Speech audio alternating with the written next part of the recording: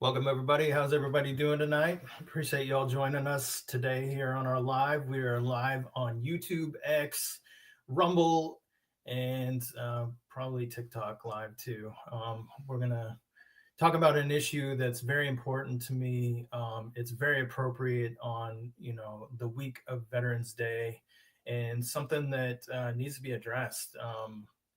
Veterans' rights, veterans' benefits are something that are often used as kind of a tug of war within Congress, within the Senate, within government. And it really shouldn't be that way. There were a lot of promises made to veterans. I know me as a veteran, when I joined in 98, there were promises made to me that if I stayed on to retire, or if I was injured in service, there were things that were going to happen. They were going to take care of me for the rest of my life, and to see veterans out there struggling to get these benefits, these things that they were promised their whole career, is really troubling to me. So that's why I brought my guest on tonight. He's a fantastic patriot. He's a veteran himself. You've seen him on just about every major news network. He's on Fox. He's on Bannon's War Room. He's on Newsmax. He's on all different types of things. So I'm just really proud that he chose to come spend the evening here with us and talk about his organization, Veteran Action. So without further ado, welcome to the stage, Mark Lucas. Welcome. Hey Jay, how are you doing? I'm great. I'm so excited to have you here. This is something that I feel is so important, and especially during Veterans Week or Veterans Day week. I talk about this a lot in my spaces. There was promises that were made to me my whole career, and a lot of times, Congress or senators, they will run on the issue of protecting veterans' rights, and to the thing is once they get in office, a lot of them just kind of put it to the wayside, and they don't really fight for it in the way that they said they were, in order to get elected, which is troubling to me. And so for you to do this is really something that I think you're a hero in a lot of ways for doing this, because it's not very lucrative, right? Providing veterans with rights is not something that you're going to get lobbyist money from, which is another reason why it kind of falls to the wayside. It's not the most lucrative thing you can do. It's very you won't get to see the fruit of your labor, but I'm telling you right now, you're going to make a huge impact, and we just appreciate the things that you're doing. So why don't you tell us a little bit about yourself, and then tell us about your organization, please? Well, Jay, I appreciate everything you've done for me. Going back to my time at the Article 3 Project, you brought me on an X space for the first time that I've ever done it, and we were able to help confirm people like Pete Hegseth, Kash Patel. You're able to drive hundreds, if not thousands, of citizen contacts to U.S. senators to help us confirm those nominees for President Trump, which many people said were dead on arrival. So, during that time, Jay, Pete Hegseth is a personal friend. He was my predecessor at another veterans organization called Concerned Veterans for America. And so when President Trump announced on Truth Social that Pete was going to be the next Secretary of Defense, I went to A3P's founder, Mike Davis. I said, can we please support Pete? Because Article 3 Project historically was more focused on judicial nominations, but Mike loves Pete Hegseth, and we went to bat for him. And during that confirmation process, I was talking to a lot of my friends in the military and veteran community, and these stories started popping up again about the Department of Veterans Affairs. And I started hearing all of these horror stories again. I remember telling my friends, I thought we fixed this in the first Trump administration. Because when I was the executive director for Concerned Veterans for America, I worked with President Trump and members of Congress to pass two of the most historic reforms at the VA. The first was the VA Accountability and Whistleblower Protection Act of 2017. And then the second bill was the Mission Act. And I agreed with President Trump. I thought it was very simple that we should be able to hold bad VA employees accountable if they're not doing the right thing. Like if they let veterans die on secret wait lists, which happened at the Phoenix VA. But also we wanted to have veterans be able to have choice in their health care. If they were stuck in a failing bureaucracy at the VA, President Trump and I believe that they should be able to choose a private healthcare provider. So those two reforms were truly historic. It sounded like it was easy. Those are no-brainers. Grassroots people all across the country, they love our veterans. They believe that we earned these rights that our country promised us. In fact, President Abraham Lincoln, he made a solemn promise to the men who bore in the battle, to their orphan and to their widows, that they would be taken care of.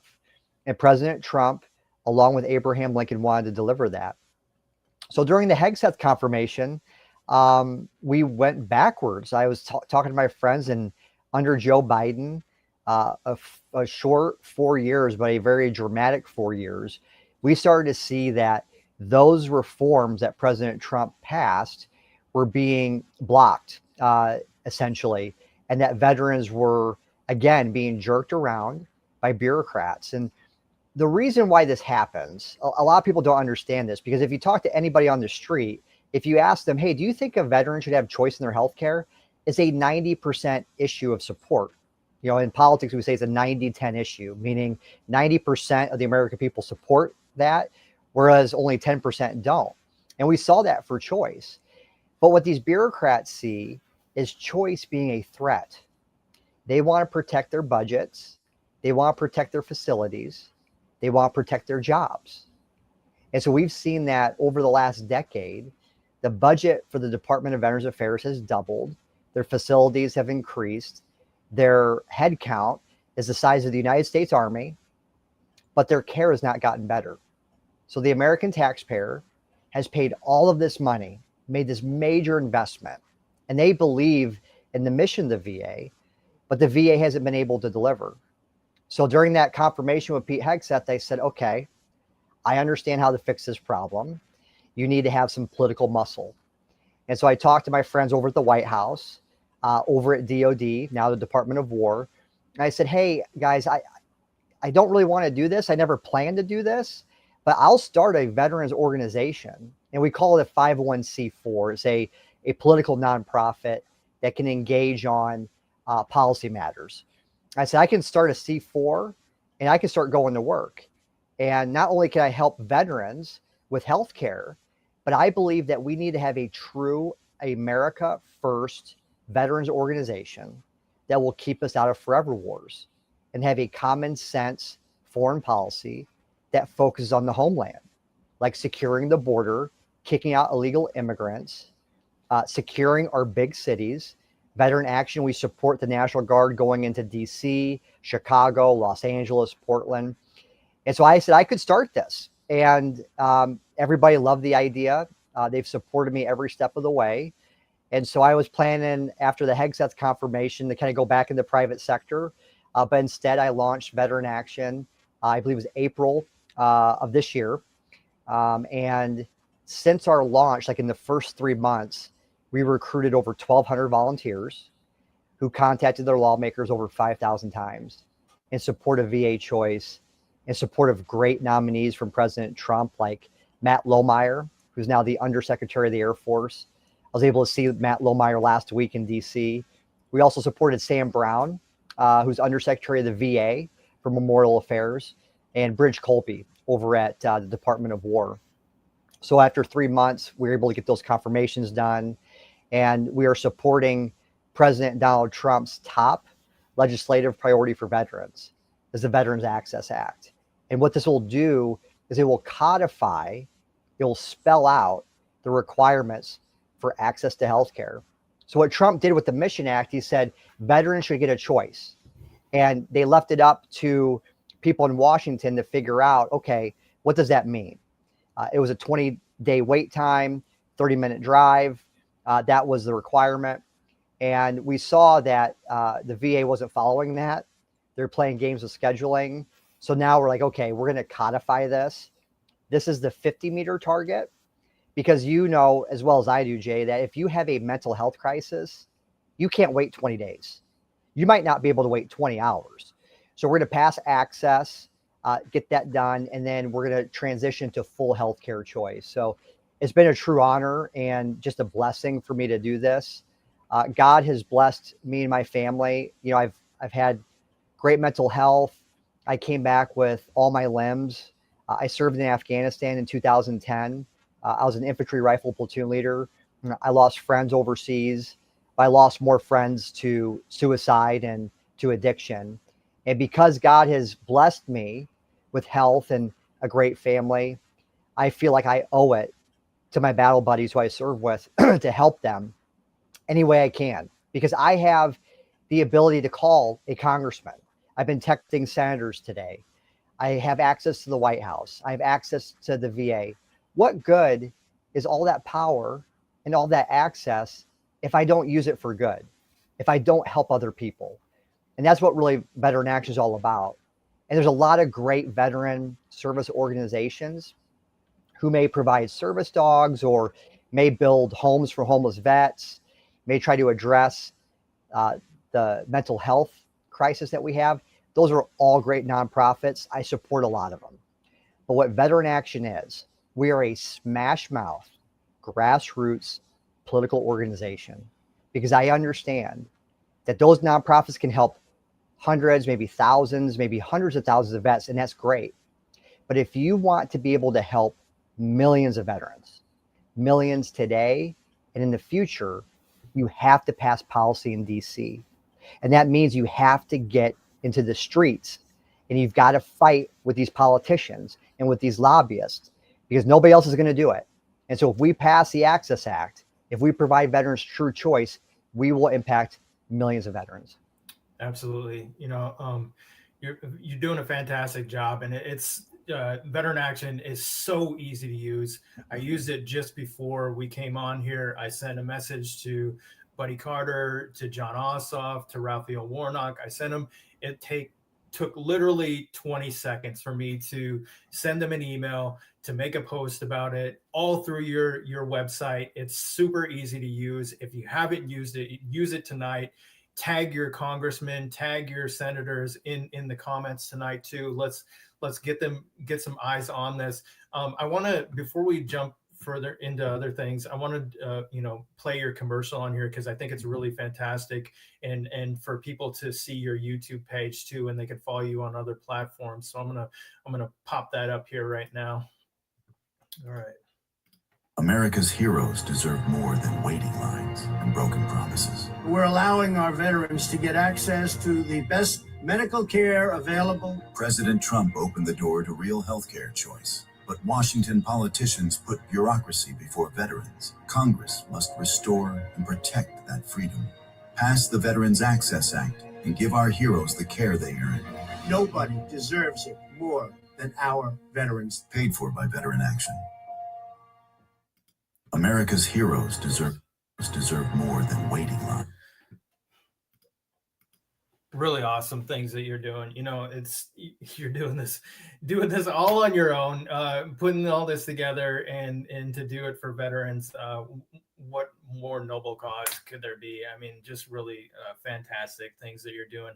So talk to me about the Veterans Bill of Rights. I like the title, first of all, because Bill of Rights, right? Like I said, when I started this off, we were made promises, and they become bargaining chips later on down the road, or at least what I've seen, and I'll give you an example. I'm a retiree, so I'm entitled to TRICARE till the day I die. But then back, I don't remember the year, it was sometime maybe mid first Trump term, the Senate was talking about putting all retirees onto Medicaid, and that's BS. I didn't serve 20 years to get put on Medicaid. Yeah, I'm going to be entitled to something later on down the road, but I was promised TRICARE. If I served 20 years, which I did, I retired as a first sergeant in the United States Army, I was promised TRICARE. So for that to be a bargaining chip, for that to even be mentioned, is absolutely ridiculous. President Trump, thank God, said there's absolutely no way that we're going to do this. But it's just it's frustrating to us, veterans and retirees, to even have to have this discussion. And so to have this Bill of Rights, right? We have these rights that will never be touched after this gets put into place. And I believe it will, because we're going to get some eyes on it tonight. And, that gives me peace of mind that, if my son serves or something like that, he's going to be taken care of down the road, because I gave the best years of my life to the military. I spent 5 years in combat. I was, my most fit years, my most able years, I spent them in the military, and I gave them to my country. And so, granted, I came home in decent shape, but the thing is like I was made some promises. And so that's what this veteran, Bill of Rights is going to do for us, I believe. Yeah, and well, thank you for showing that video too. I'm very proud of that video. I scoured a lot of Trump speeches to try to find just the right lines to put in there. And that was a beautiful speech at the Rose Garden. I was actually at back in, I think that was in 2018.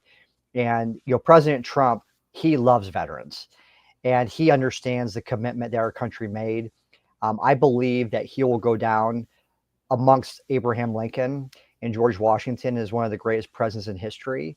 There's no better modern day president for veterans than President Trump. So he understands this issue. It's near and dear to his heart. And that's why all those hoaxes about him talking about suckers and losers, that veterans are suckers and losers, anybody who has been around President Trump knows that is completely out of character. He is so respectful to our military, to law enforcement. He shakes every hand. He's just a very appreciative man of the men and women who serve. So the Veterans Bill of Rights, this just happened. We just published it on Veterans Day. And my senior advisor, Darren Selnick, he's the author. And he's crafted this years ago. And he's shared it with the White House, with members of Congress. Everybody loved it. And so I hired Darren Selnick after he left the Pentagon. And he mentioned this to me, that he had this a few weeks ago. And he said, we just haven't published it. And he never had the opportunity. I said, well, Darren, we're going to publish it at Veteran Action. So within a couple of weeks, I sent it to some designers. I developed a really great PDF. And we literally published it and started shopping it around just over the last few days to members on Capitol Hill. And we've gotten Senator Sheehy supports it. He signed on. Senator Blackburn supported it. We had a Medal of Honor recipient. We had a former VA secretary support it. And then we had several congressmen support it. And we're just getting started. I'm texting people every day to sign on to the Bill of Rights. And what this is it upholds Abraham Lincoln's promise. And this is something that necessarily doesn't have to be codified, but we're going to make it happen because we've just seen decade after decade that veterans are failed. So we have 10 points on the Veterans Bill of Rights. And if you want to see it, you can go to veteranaction.org. At the top of the page, there's a red banner where you can click and you'll go to a landing page that shows the Bill of Rights. And also you can click on Take Action and you can ask your lawmakers to sign on to it. So I'll just walk through the points, if that's okay with you, Jay. The first one is freedom of choice. And that's veterans have the choice to choose the best healthcare provider for themselves, whether at the VA or in the community. And you'd be shocked. Like I said, 90-10 issue, 90% of the American people support veterans having choice in healthcare. We've seen that in multiple polls. Yet you have the VA who thinks that they can make the right healthcare choice decision for a vet. And we're saying, no. The choice is for the veteran. And I talk to veterans, not too many of them, but there are a few that say, I love my VA hospital. I say, hey, if you love it, stay there. But if you aren't being seen in a timely fashion, if you're not happy with the care, you should have that money, those benefits, follow you to your private healthcare provider. And we've started to see this huge movement across America with school choice. And there's a lot of parents that understand that, hey, I'm paying taxes. Why can't the money follow my child if I want to send them to a private school? And we've seen this passed all across the country. My home state of Iowa, it just passed recently. And so there's a lot of people that understand this voucher process. And really, we just want to provide healthcare choice. Number 2 on the Bill of Rights is dignity and respect. Veterans have the right to be treated with respect and dignity, regardless of their rank or their position, and expect timely and courteous service. Timely and courteous. So we have a 20-day wait currently for healthcare before you can go out into the private community. And we're starting to see that VAs, and everyone's different, but we're starting to see that VAs will play games with scheduling. They won't call people back or delay, or they'll reschedule to get outside that window. That lacks respect to our veterans. Number 3 is informed consent, that the veterans have the right to be fully informed of their care and treatment. Number 4 is the awareness of benefits. There's a lot of veterans who aren't aware of their rights and their benefits under the Mission Act, right? And we want to make sure that this Bill of Rights is published, that people know what their rights are. Access to benefits, that they've earned these. This, like you put so eloquently, Jay, like you spent your most healthy, vigorous years serving this country. You were willing to die for this country. At a minimum, we should be able to provide you access to benefits that you earned, right? You are not a pain in the rear end to the American people. You fought and defended our freedom. So a VA bureaucrat, if they don't understand that, then they should get the hell out of there. Healthcare without retaliation, I think that's pretty self-explanatory. Privacy is really important because we have seen the VA potentially try to take firearms away from veterans with mental health conditions. And they're using this potentially as an opportunity for a gun grab. And we don't believe in that. Right to redress grievances. You should be able to file complaints. They should be responded to in a timely fashion. Transparent communication, point 9. And then number 10, an appeal, the right to an appeal in a fair hearing. So we believe that these are pretty self-evident, but VA bureaucrats disagree. So that's the Veterans Bill of Rights. At the top, I told you that we have 2 senators signed on, multiple congressmen, a Medal of Honor recipient, former VA secretary, and they just signed on in the last week. And we haven't even really been aggressively pursuing signers yet, but we will be. And it's going to be a great opportunity for even regular people at home. You can go to that website that Jay's got on the website, go to veteranaction.org and click on the top banner. It'll take you to a landing page for the Veterans Bill of Rights. Click on the Take Action button, and it's right here. So Jay, you talked about this great. So this platform, you can call, email, and post on social media to your lawmakers in less than 5 minutes. So when you log in, you'll be able to put your first name, last name, street address, email, phone number. You'll click sign up, and then you'll be able to contact both your home state senators and your home congressperson. And what this action alert will do is say, please sign on to the Veterans Bill of Rights. Yep. And the reason, I know some people don't like to give out their information. So the reason why you have to do that is you have to verify that you fall under the congressman, the senator's district. So that's why it has to do that. And if you went to, I know a lot of people have contacted them directly on their web pages. You have to do the exact same thing. This makes it 10 times easier because you can go to one place and it blasts it out to all of them at once versus going individually to their pages. So if you're watching this live tonight, go to veteranaction.org and check it out because it takes literally seconds and it will post to your ex. You can email them, you can call them, you can do all these things in literally seconds. And, it makes a huge impact. And, it's funny because I'm pretty conservative or whatever, but I'm getting, I get emails from Raphael Warnock. I get emails from John Ossoff because I'm sending out these messages to them. They're still my senators, even though, I'm typically wouldn't vote for them. But the thing is they represent us. And so they need to hear from us. And so, send it out to them regardless of who they are. Let them hear your voice because, this is one way where it's very minimal, impact in your life or whatever, and you can make a huge impact in veterans' lives. And so it's very low, investment on your part, and you can make a huge impact. So please follow Mark, follow Veteran Action, check out their website, check them out on YouTube, Veteran Action, just a fantastic organization and really making it super easy for you to get involved and to make an impact. I just like to highlight the people that are, putting in work, that are doing things, out of the goodness of their heart. And you're really a hero in my book. And I appreciate you. And we got 2,000 people watching right now. Obviously, just we got a lot of eyes on this, and for good reason. Repost the stream, and let's get Mark out there. Let's help him out, and let's get help some veterans. Hey Jay, one thing I want to let you know is I've worked in politics for a long time, grassroots politics, where I would knock on doors, I'd make patch through phone calls to Senate offices, I would build grassroots armies, and I would have lawmakers or their chiefs of staff call me and say, Mark, can you please make the call stop? Like, we get the point. Like, we're going to vote yes.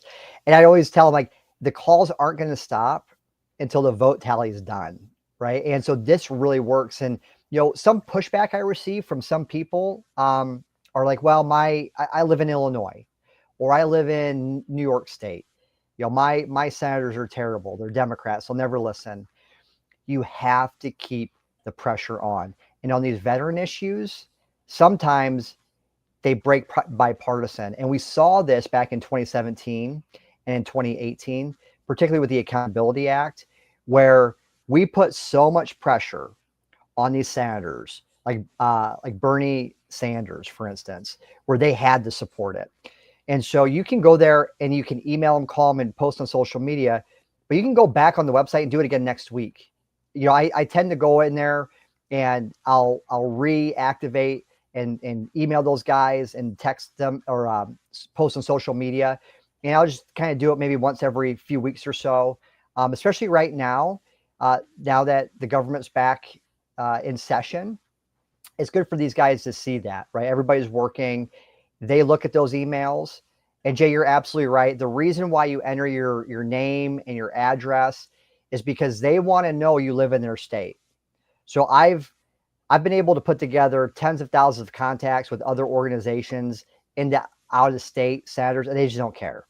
Like, yeah, that's an effort from all across the country. Doesn't matter. But when they see Jay in Georgia emailing and his address, they take it very serious. And so this is very effective. And for the people that are joining, if you go to veteranaction.org, take the Take Action button, our Action Center is a proven platform. It's the same process I used to help confirm Neil Gorsuch to the Supreme Court, Brett Kavanaugh. It's also the same platform I used to help Pete Hegseth get confirmed as our Secretary of War. It's a proven model. Lawmakers know it. Their chiefs of staff know it. Their staffs understand it. And so when you continue to pressure their offices, they will respond.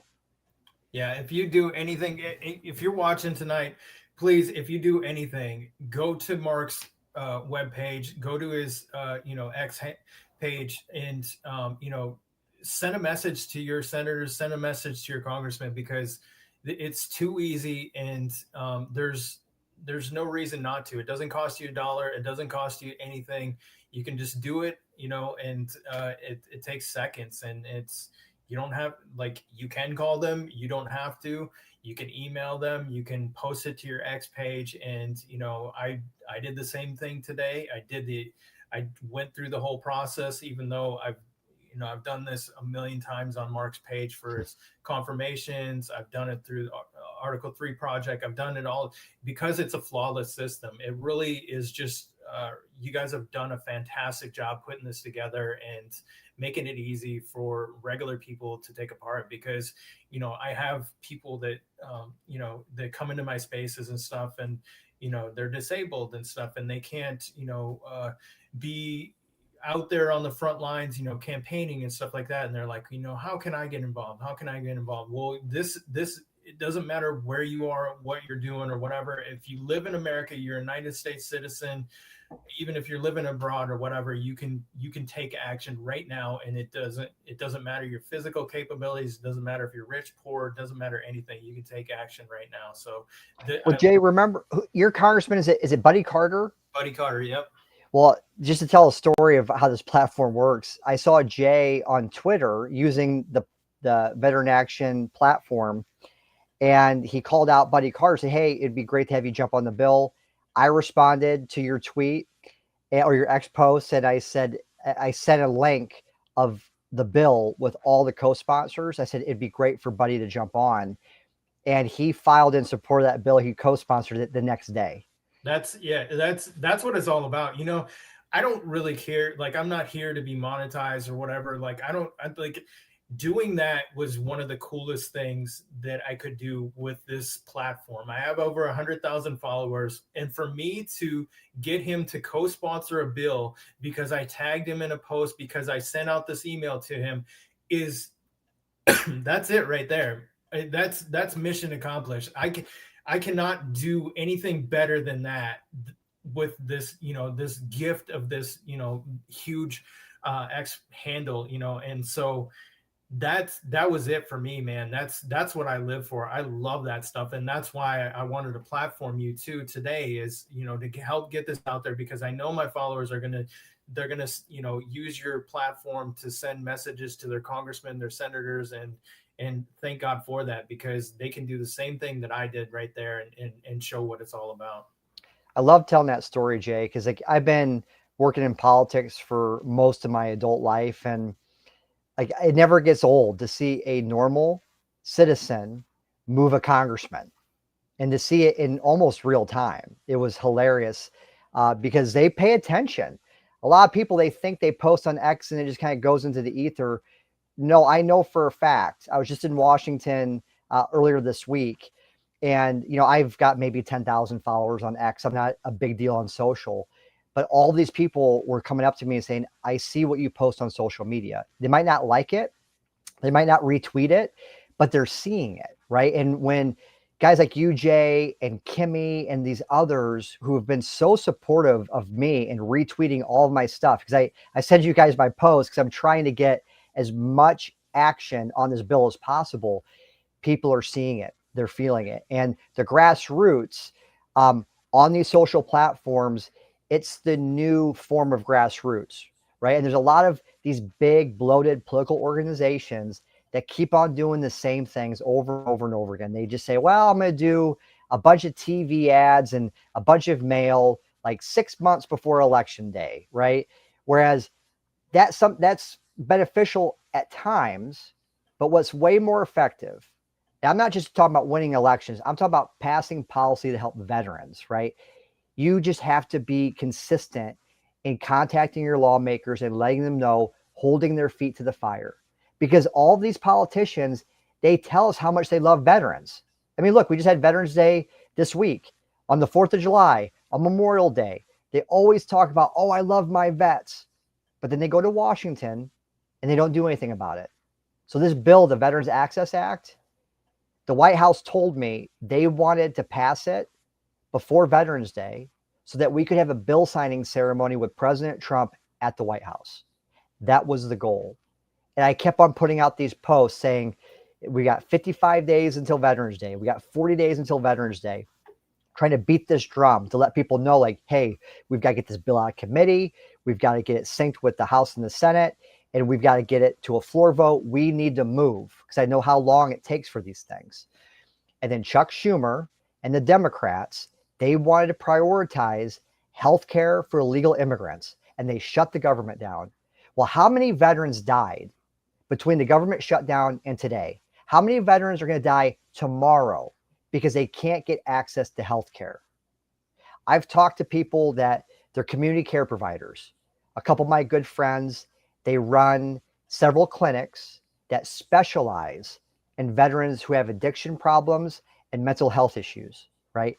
They are going out of business because the VA stopped referring veterans to help them. Last year at this time, they had about 25 veterans in beds. They're helping them out. Today, they have 0 because they had to shut down their business because the VA is intentionally not referring people to community care. So my friend called this patient who he had seen, and the patient had a great journey as clinic, left, everything was good, but then he relapsed, which is normal. And the VA would not refer him back to that community care clinic. And my friend caught wind of this, and he called the service member's wife. He said, hey, I heard you're having issues getting a referral. Don't worry about it. Just bring him on in and we'll scholarship you. You don't have to pay for anything. We'll figure it out. His wife said, I'm sorry, but it's too late. I found my husband dead in the bathtub last week.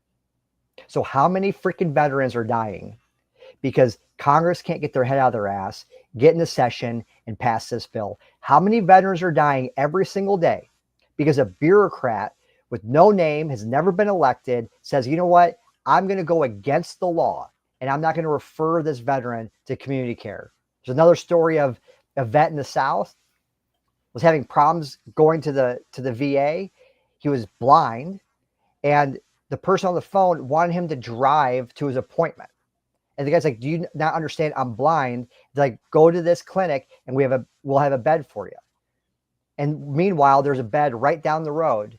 And the person, the community care provider, was willing to give them access to that bed that night. Those are the type of games that are being played. Yeah, it's, and they're used to, getting negative feedback, right? They don't often get,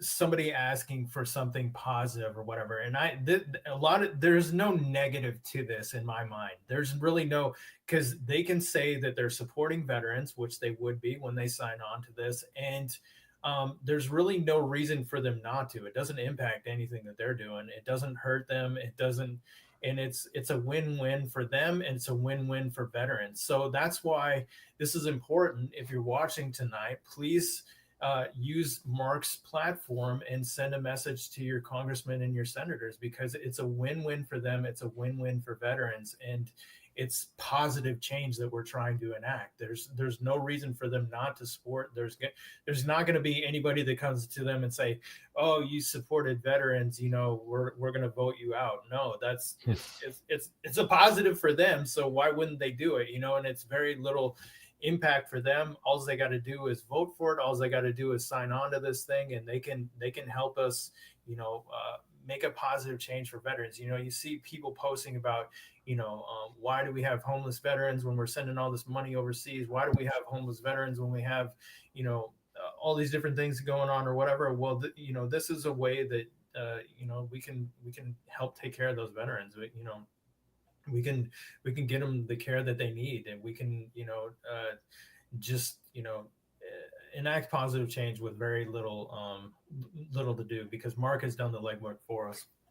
And Jay, we just have to change the politics. There's been people complaining about the VA for decades, and I'm a guy of action, right? So when I hear there's a problem, I want to work the problem. I always told people that as an infantry platoon leader, I was a problem solver. That's really what I did overseas. And so I see the problem, I know the solution, and it means that we have to change the politics. I'll tell you, Republicans are just as guilty as Democrats. I get more upset with Republicans because they talk this big game, like Congressman Don Bacon in Nebraska. He's a super vet. I mean, if you go to his X profile, he's got a medal in there. He's got all this stuff. He's just a super vet. Like, he's probably the type of guy that camps out at Applebee's starting in the morning of Veterans Day, right? He's that type of vet. Now signed on to this bill. How could you be such an advocate for veterans and not support President Trump's top legislative priority for vets? And there's a lot of Republicans not on this bill. And there were some veterans that weren't on this bill. Well, why is that? Because they're not paying attention, right? Jay, if you or I are in Congress, I know both of us don't want to be in Congress. It's a terrible place to work. But if we're in Congress, we would be talking to our staff saying, what are the top issues right now for veterans in the House Veterans Affairs Committee, in the Senate VA Committee? I want to make sure that we are fixing these problems, right? That'd be top on our list. Well, if you talk to people on Capitol Hill, they call the VA committees like a C committee, like Alpha Bravo Charlie, like it's a lower tier committee. Nobody wants it. So they all want finance. They all want judiciary. They all want armed services. Those are the most attractive committees. And this staffer was telling me, she's like, yeah, nobody really wants the VA.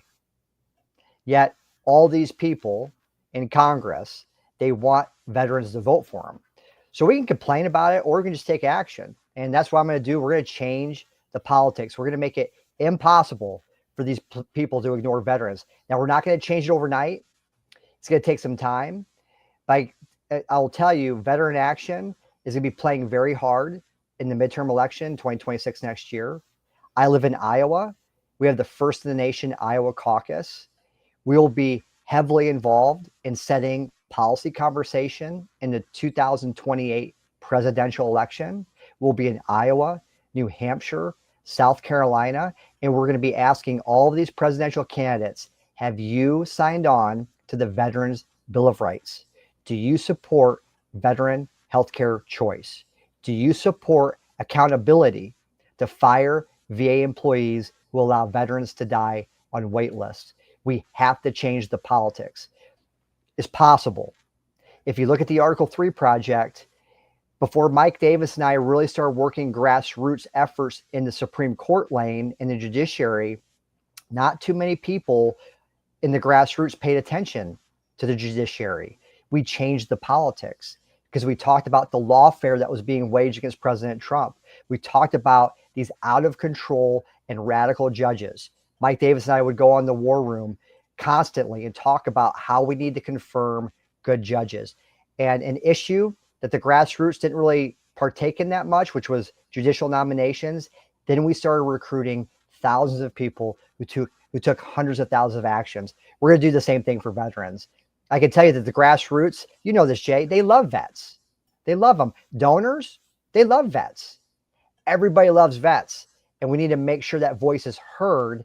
And unfortunately, Congress needs to feel the pain. Yeah, absolutely. And yeah, this is the way to do it. So this, getting out there, making them hear your voice. This is the way to do it. It's super seamless, and it's for a good cause. I tried to bring up the Bill of Rights. I got the PDF version, so it's. Oh yeah, no worries. Otherwise, I would have put it on the screen. It doesn't allow me to. But yeah, I just appreciate what you're doing, and you just really a fantastic organization, Veteran Action. You started from nothing, literally. What was it, about like 7 months ago or something like that? Started from absolutely nothing. It had no followers, nothing, and you started from scratch, and now it's up and running, and it's doing things like this to help veterans. Just really awesome things that you're doing, man. Well, all the glory goes to God. I mean, I couldn't have done it without His grace, because I was praying about this before the launch. I wanted to make sure that this was His will, and I wanted to execute at a high level. Right? Because when you start an organization, you're going out on a limb, right? And by God's grace, Politico ran an exclusive story about our launch. We recruited all of those volunteers. Matt Lohmeyer himself and Sam Brown both publicly acknowledged Veteran Action's work on behalf of their confirmation. And it wouldn't have been possible without the grassroots. This is a grassroots organization. And it's just been incredible to watch. And when you have a really important mission, like when you're focused not on yourself, but on others, it's hard to fail. One of my favorite books I read as a young infantry rifle platoon leader before I went to Afghanistan was by Pete Blaber. He was a Delta Force commander in Afghanistan early on with Operation Anaconda. He wrote this book called The Mission, the Men, and Me. And that book was foundational to me in my leadership approach. I knew I was always going to put the mission first, because to me, the mission was sacred. And so for Veteran Action, the mission is to help veterans. And then second priority is the men, right? The mission, the men, and me. And those people, it's me and Darren Selnick. We're the only two people working for Veteran Action. But our army are guys like you, Jay, and the grassroots. And I respect your time. I want to make sure when you engage on our website, that's easy to use, because we've got parents and grandparents. We got people with real jobs. We have people staying up late tonight on a weeknight to hear about Veteran Action. When you go to our website, I want to be able to maximize your time. So when you go to our platform, it's easy. 5 minutes to contact all your lawmakers. And then me, the mission, the men, and me, I'm a way distant third place, last place. I want to pour myself out for others, because I know that there are veterans right now, as we're talking, that feel hopeless. They have despair. I kind of caught myself. I felt guilty. It it was about a month ago, where I was working my butt off, building these websites, doing these videos, doing media hits. And I was in my chapel. It's right down the road. I'm a Catholic. I go to Catholic mass. I try to go every day. I'm in the chapel. I remember, like, I'm not actually praying for these guys. Like, I'm praying for veteran action. I'm praying to do good work. But now every day I pray to God for a veteran who's hopeless right now, who's despairing. Like, Lord, please save his life. If he has a problem getting to the VA, please allow him or her to get help, right? That's what this is all about. And if you are focused on the mission and you're focused on others, you're going to be successful. And nobody, like President Trump said in that video that you showed, nobody deserves it more than our veterans. Yeah, absolutely. And coming up in the military, I didn't realize, you would hear people talk about the suicide issue or whatever, and it didn't hit home for me. It was just something that was very distant to me or whatever until it started happening to people around me. One of my staff sergeants killed himself. One of my platoon leaders killed himself. My old platoon sergeant killed himself. My old roommate killed himself. It's crazy how many people are really struggling. And, it didn't really hit home to me until I started to experience it myself, but it is real and it's raw. And when they're talking about the 22 a day, they mean it. It is so many people struggling out there, and the things that we went through. And I brought this up yesterday in Angela Belcamino's podcast, because she's a mental health therapist. But one of the things that I brought up was, I was a Black Hawk crew chief, and Black Hawk crew chiefs and pilots, we really cannot go to mental health while we're in service. We cannot, because it will ground us. And so that flatlines your career. And so a lot of people do not get the help that they need, and they bury it and they wait until they get out of service. And then now, once you're out of service, you have to work, you have a family to support, you have a job, you have all these different things. And it's really hard if, you have a VA system that's fighting you to get yourself the help that you need. You've already let it go far too long. And now to have a system that's fighting you, that should be supporting you, you can see how it could spiral out of control very quickly. And so that's why this is very important. The other issue is, while in service, it should be treated like healthcare. You should, if you need to go see a mental health specialist or whatever, it should be treated like a sprained ankle or something like that. It shouldn't flatline your career. It shouldn't be something that downs you as a pilot or a crew chief. I know, some special operations too, they would face the same thing, where they would pull them out and they wouldn't be able to do their job anymore. And it shouldn't be like that. It should be looked more as like healthcare. You need to take a knee for a minute and then you can get back in there. So that's a two-part issue, but you're fixing the backside of the issue, and so that's awesome. Well, Jay, you made a great point.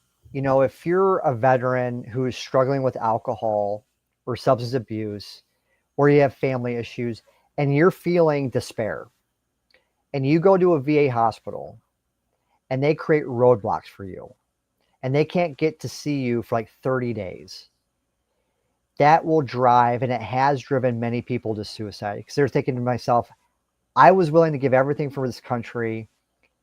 I'm thinking about killing myself. The VA is supposed to help me. I hear the VA secretary and I hear all these politicians say that they're going to be there for me, right? They've got a suicide hotline. But when I go to the VA hospital and I want to talk to somebody, they don't want to talk. And this happened to a sailor in Texas at the Audie Murphy VA down in San Antonio.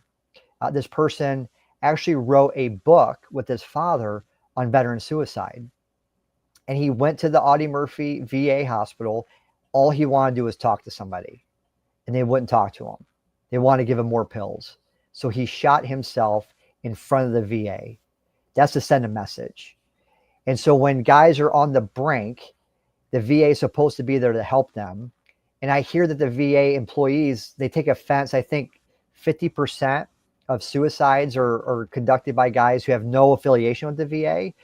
And the VA takes offense at that. Like they think they could help them, right?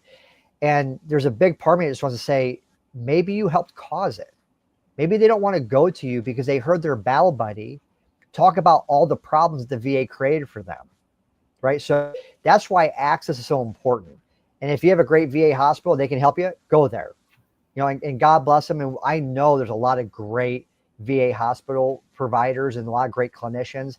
There's nothing against them. It's usually the bureaucrats who are 2 or 3 levels above them. But if you can't be seen, if you can't be helped, then they should let you go across the street to a private healthcare provider. It's that simple. The American people support this. President Trump supports this. The VA secretary supports this. It's a no-brainer. We just need Congress to get back to work and to pass this. We need Republicans and Democrats to support the Veterans Access Act. Yeah, it should be bipartisan. It's a win-win. I don't see how you could not support it. And, it doesn't matter what side of the aisle you're on. It really, it's they're conservatives, there are liberals serving in the military. And we made a promise to them all that if you did these things, we're going to take care of you on the backside. And so we owe it them. And then also, what Veteran Action is promoting is an America First foreign policy. And I joined the military after 9/11. I wanted to kill some of the monsters that were responsible. I was telling some people the other day, as a young man, 9/11 forever changed my life. I had no plans of ever joining the military. And when the Twin Towers fell, I knew that day was different and it was going to change my life forever. And so a bunch of guys like you and I, Jay, we decided to serve. And I believe that our service was incredible, even though I'm conflicted. The global war on terror, I think we can all agree, was a train wreck. But we were proud of our service. We were willing to give our lives for something that was bigger. And we were sold this fake promise that, hey, if you guys go overseas, you can fight the radicals over there. So we don't have to fight them back here. Right. And then they lied to us about weapons of mass destruction in Iraq. Everything was predicated on a lie. However, our service was courageous. Right. We never lost any fights or very few fights. It was always the politicians that lost. And when I got to Afghanistan, I got there in 2010. It was 9 years after the initial invasion. I quickly realized that we were losing. We were surging forces 9 years after 9/11, which tells you that you're losing, right? And so I believe I have a responsibility to stand up and to tell people no more forever wars. And if we send a young man or a young woman overseas, we should be able to explain to them in less than 30 seconds why they're going, what the mission is. We should be able to explain to their mother, to their father, to their spouse, this is the mission. This is why your service member is going. It should be that simple. And right now, we have a lot of problems here at home. And Jay, I talk to veterans every day all across the country. We are very excited to defend our southern border. We are excited not to let these radicals take over New York, Los Angeles, Chicago. We want to secure the homeland. And if you talk to an 18 or 19-year-old private, you ask them, what's the number one priority when you leave the wire on a mission? They'll tell you, sir, we've got to maintain 360-degree security. Where our northern border, our southern border has been wide open. We've let in known terrorists. There's probably sleeper cells all across the country. There was a terror attack that was subverted in Dearborn, Michigan. We have to secure the homeland. We've got to stop chasing these revenue streams for the military industrial complex. And we've got to focus on America first. And so Veteran Action will make sure in the 2028 presidential election that every candidate who's running for office subscribes to an America First foreign policy. And if they don't, we'll hold them accountable, because we cannot recreate the same mistakes that we saw in Afghanistan and in Iraq. We as war fighters, we were trigger pullers. We lost men, not just in combat, Jay, but like you talked about, we lost more friends here with those invisible wounds. We have a responsibility to tell the American people what we endured and try to prevent it in the future. I joke, Jay, I feel like Mel Gibson from The Patriot, right? With his young boys who wanted to fight. and you're warning them, like, we understand the cost of war. So when we go, we better be damn sure on the intelligence, and we better understand the mission, and we better have an exit strategy. Yeah, absolutely. And I know, you saying that or whatever, it probably, if we enact this, if we implement some positive change, I know a lot of parents will feel better about their kids serving too, because nobody wants their kid to go to war. Let's be honest, nobody wants their kid to be in harm's way, but we have to, somebody has to do it. And the thing is if you're doing it for the right reason, you're doing it with with a country that is supporting your efforts, and it's for a good cause, then it's a whole different story than if you're just doing it just to make somebody money, or just on a haphazard decision, or to flex or something like that. That's really not what this is about. We want to keep the homeland safe. We want to keep our families safe, so that we don't have to do these forever wars, so we can keep our country secure and not have to worry about this crap anymore. So, and then also providing quality health care is a part of national security, because in order to have an army, in order to have a fighting force, you have to be able to recruit service members. And if these young men and women have grown up and they saw what the VA did to their dad or to their uncle or to their aunt, they're going to think to themselves, well, why would I want to join the army if I saw how bad they treated them? right. If my uncle went over there and almost gave up everything, came home, was suffering, and they let him die, and he committed suicide, why would they ever want to join? So not only is the healthcare problem an issue for people's health today, it creates a national security issue in the future, because we need to have a army that's ready to serve. And by God's grace, Donald Trump and Pete Hegseth, they've reinvigorated the military, restoring the warrior ethos, getting rid of all this woke crap. And now we're starting to see record recruiting across all the services. Yeah, that was one of the things that I like most about Pete Hegseth is he, you got tactical, organization, and strategic level leaders. Well, Pete is closest to the tactical level as we've ever had in the Secretary of Defense, now Secretary of War. And the reason why that's important, why that's a good thing right now, is because he knows what's going on the front lines. He knows what's going on with the troops. He knows what is happening with units in these, some of these woke initiatives and stuff like that they're pushing. He knows what's going on, because when you get up to the general level or whatever, a lot of these guys are politicians at this point. They're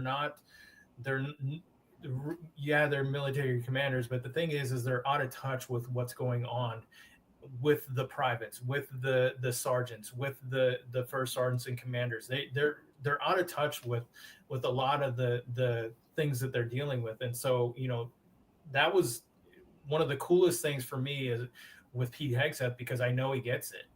He's not that far detached. He's not that far removed, and he knows exactly what's going on. He knows what it's like. It's cool for me to see him go out and do PT with the companies and the battalions out there, because that's what we were taught to do as leaders too. I know I was.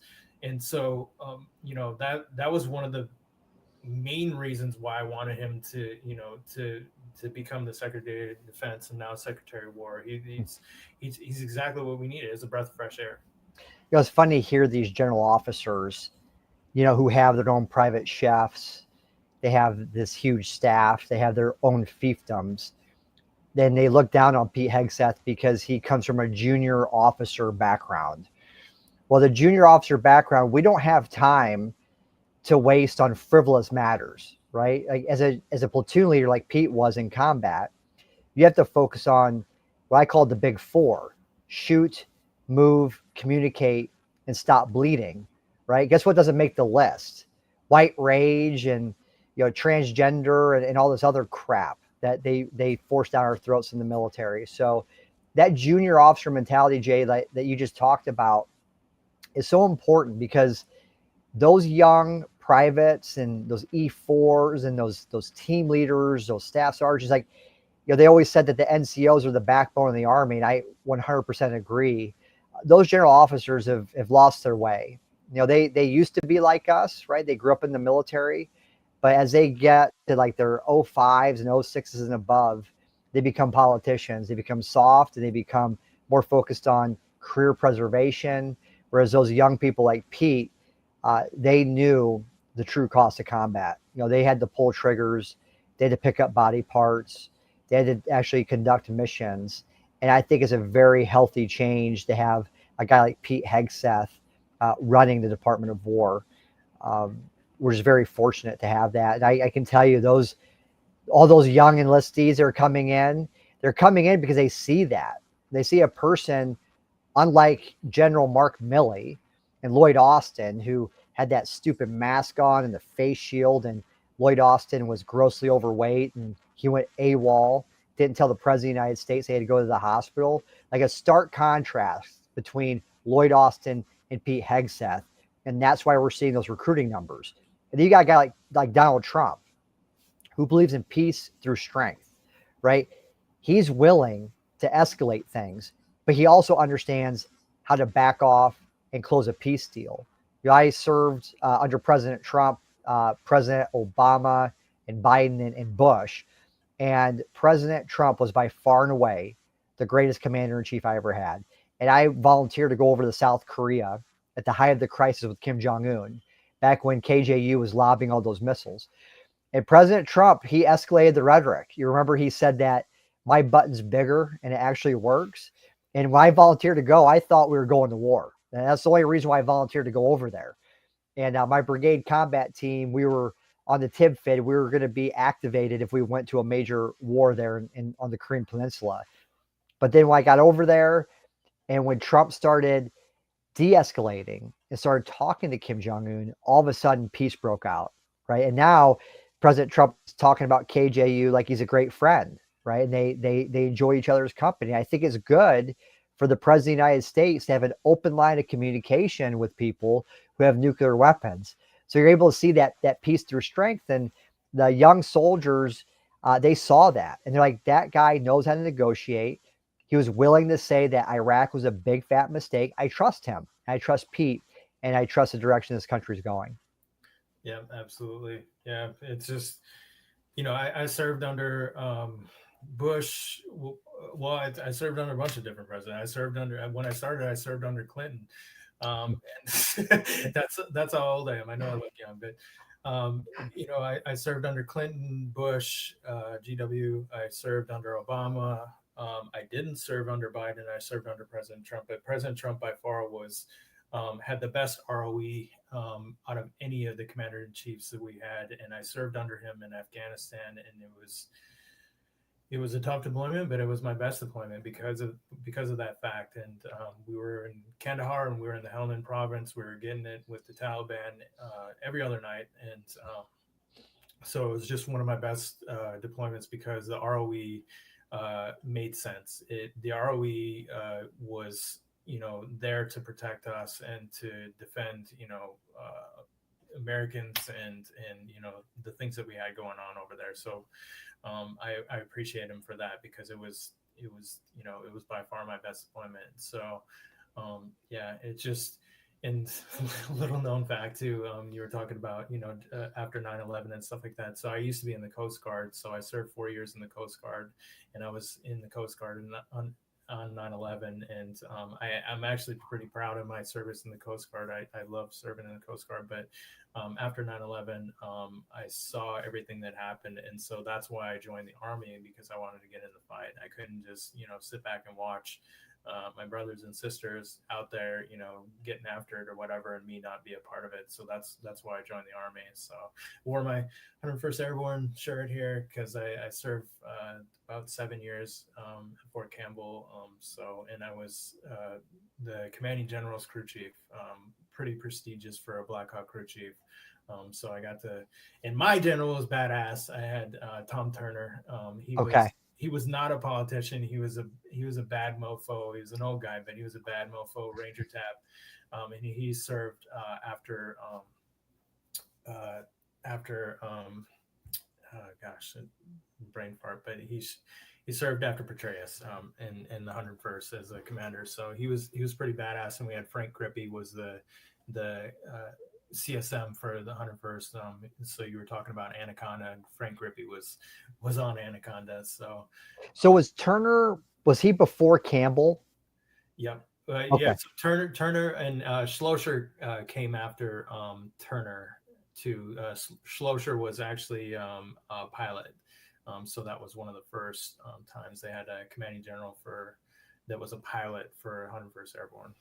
Okay, so I was in Afghanistan 2010, and Campbell was Campbell the CG of the 101st then, and he came to my combat outpost, and because I was in the Iowa Army National Guard, and we were operating under the 101st Airborne, and I briefed Campbell on the border and on these enemy rat lines. I'm a young platoon leader, right? I had a Ranger tab, which he respected, but he was a long tabber and a short tabber. For the civilians, he had a special forces tab and he had a Ranger tab.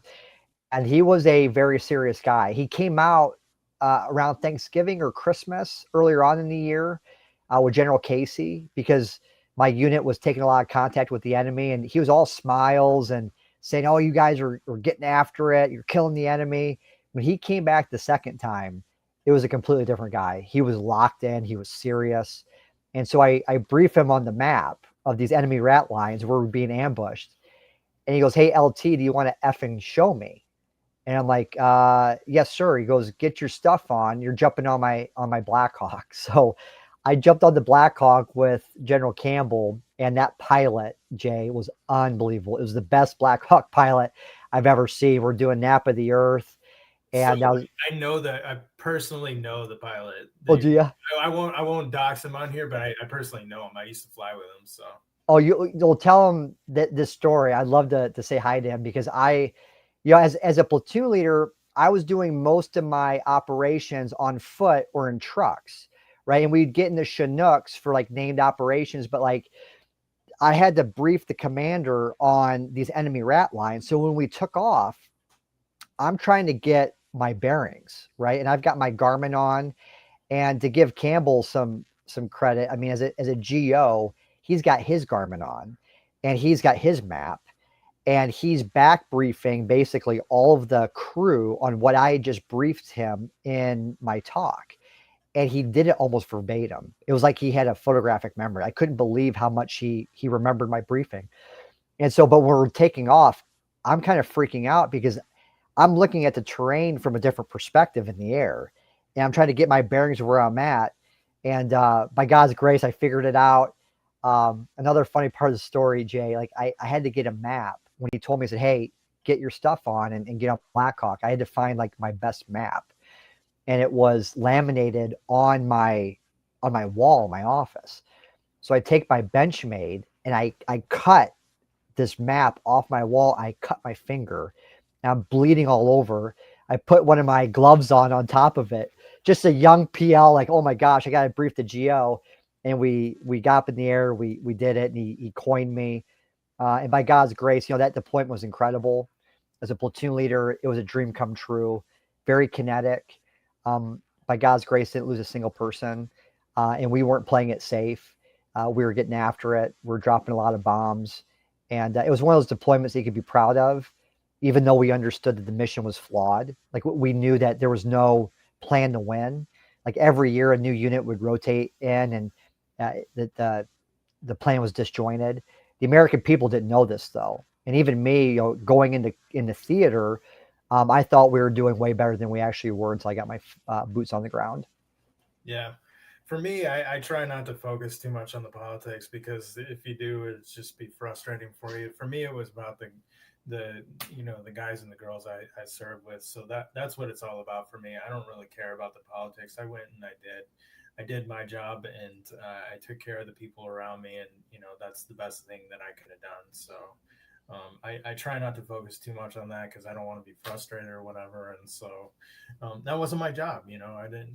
We weren't allowed to be too political or anything like that. So I love the people that I serve with, and you have these lasting bonds. I was talking to two of them, two of the people that I serve with today, so just it's just it's something different. We're brothers and sisters.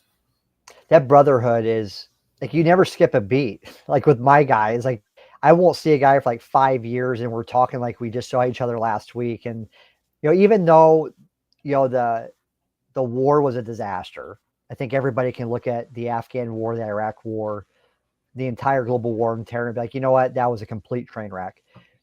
There's still this sense of pride, and there's still this sense of joy. I remember when I got home, I missed Afghanistan. And I remember like I missed my guys. I missed the mission. And I wasn't quite 30 years old. And I thought to myself, is the most significant part of my life behind me? Right? Because our unit did an incredible job. And I really struggled with that. And luckily, I got out of that fog and had kids and had a lot more enjoyable moments. But that service to our country, like our generation of warfighter, were conflicted. And through that conflicted nature, we can kind of share these stories and let people know that we have to avoid these type of mistakes in the future, because if there's a real war, a real significant war that is really going to jeopardize the future of our country and freedom all around the world, we need to be able to have a fighting force that's ready.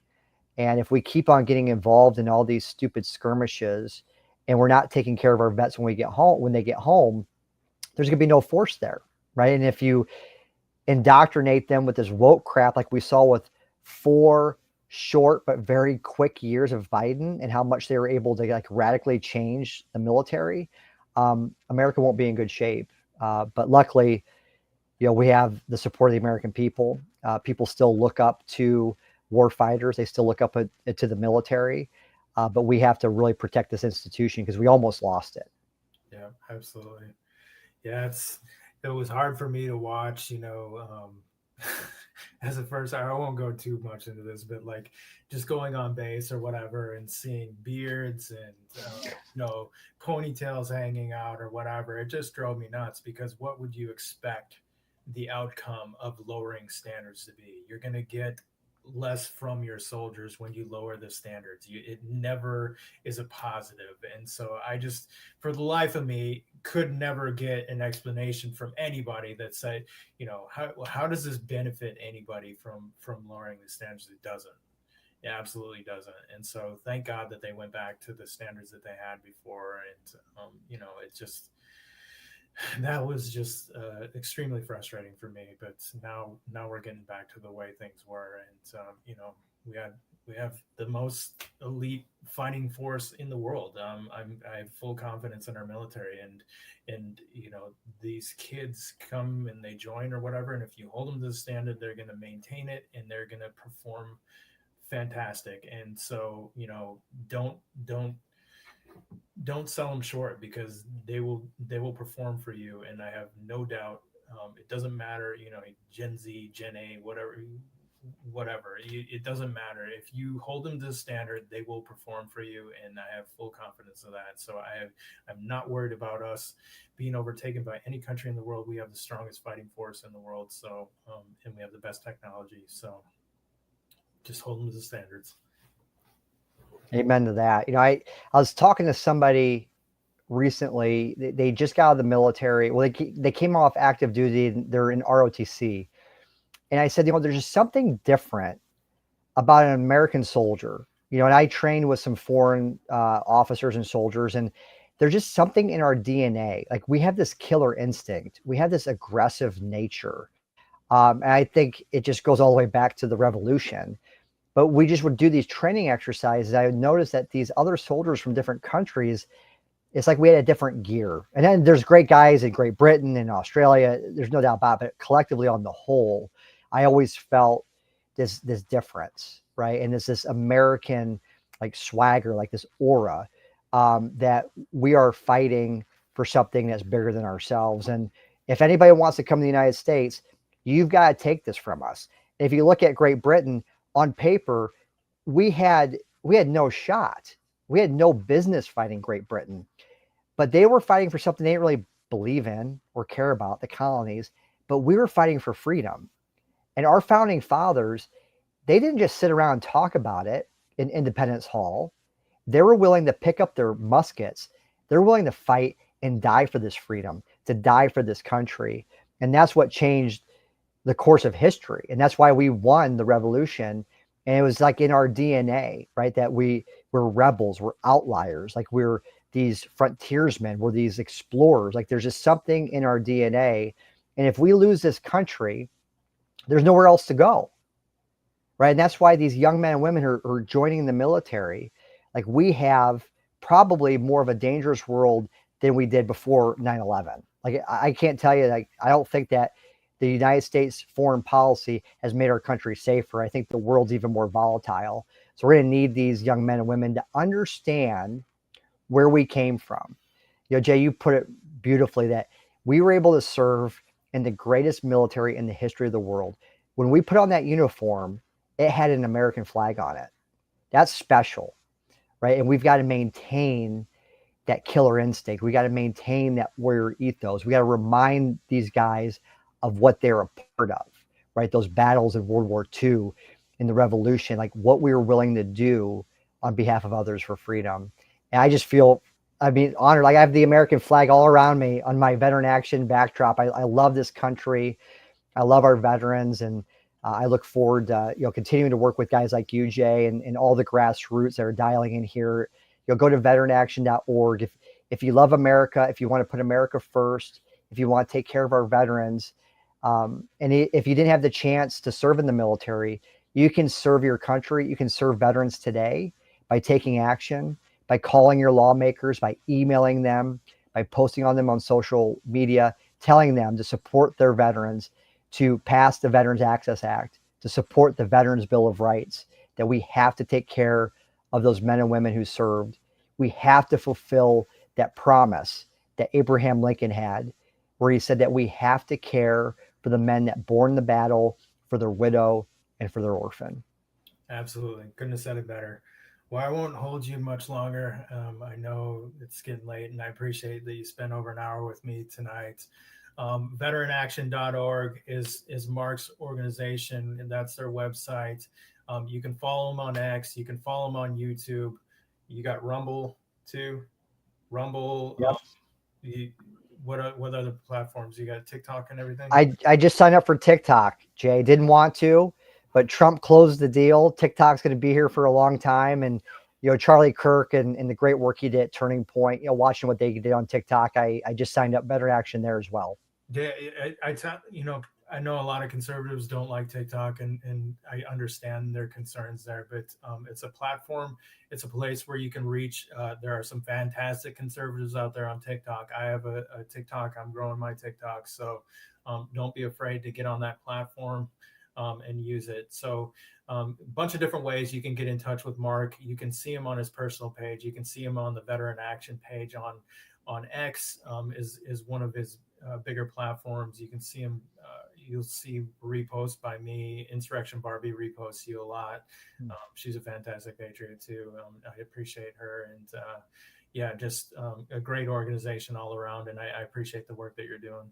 Yeah, Jay, let me say just thank you to everybody that's watching, everybody that retweets what I do and shares what we're doing. Like I'm so appreciative for what you guys do. It's Thursday night. You could be at home with your families, but you're deciding to listen to this stream about how we can help veterans.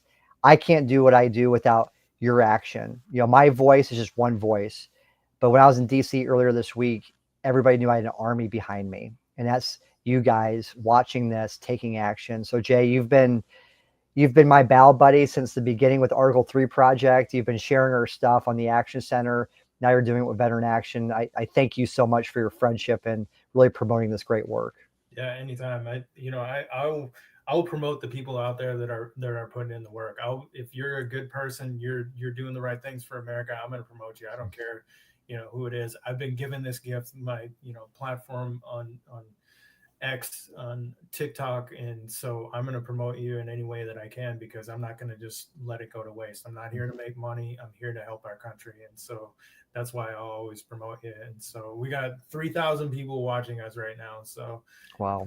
pretty huge deal. That's just on X, so I don't know what it is on other platforms too, but at least on X we got 3,000 people watching us, so that's pretty awesome. So thank you for coming and telling us about Veteran Action. Thank you for putting this together, and thank you for continuing to fight for our rights, because it's appreciated, and I know a lot of veterans are going to benefit from the work that you're doing right now. Thank you, brother. All right, Mark Lucas, appreciate you coming here tonight, and have a good night, and take care. Appreciate you, brother. Good night. All right, there you have it. Mark Lucas, veteranaction.org. Follow him. Take a look at his website. Take a look at his page. Send a message to your representatives. It's so easy. There's absolutely no reason for you not to. If you care about veterans, if you care about our country, please do that.